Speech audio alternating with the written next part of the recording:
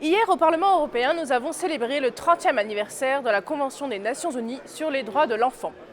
Ce 30e anniversaire est pour nous l'occasion de faire un état des lieux. L'Europe, hélas, ne peut pas s'enorgueillir de son bilan en matière de respect et de protection de l'enfance.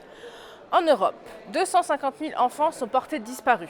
En France, pour l'année 2017, sur 49 000 disparitions, 1328 étaient inquiétantes. Le trafic d'enfants est une réalité cruelle pour l'Union européenne. Entre 2014 et 2016, ce sont plus de 10 000 enfants migrants qui ont disparu après leur enregistrement auprès d'une administration européenne. En Belgique, en 2017, 618 enfants migrants ont disparu. Rappelons que dans les centres pour migrants en Grèce, 40% de la population est constituée d'enfants. Ceci n'est pas dû au hasard. L'ouverture des frontières et l'incapacité de l'administration européenne à contrôler les flux de migrants a provoqué un véritable chaos.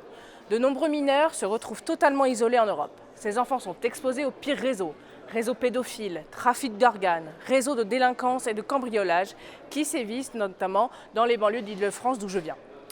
En tant que maire et en tant que députée, je pousse un cri d'alarme. Il faut mettre fin à cette idéologie de déracinement de masse prônée par l'Union européenne comme les Nations unies. Elle est directement responsable de trop nombreux crimes, d'abus ou de disparitions d'enfants en Europe et dans le monde entier.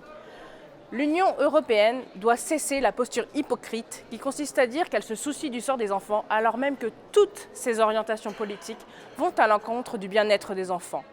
Des enfants étrangers d'une part qui débarquant sur le sol européen sont happés par les trafics, mais également des enfants européens qui font face à une délinquance, à une violence du quotidien de plus en plus délirante d'année en année du seul fait de cette immigration de masse.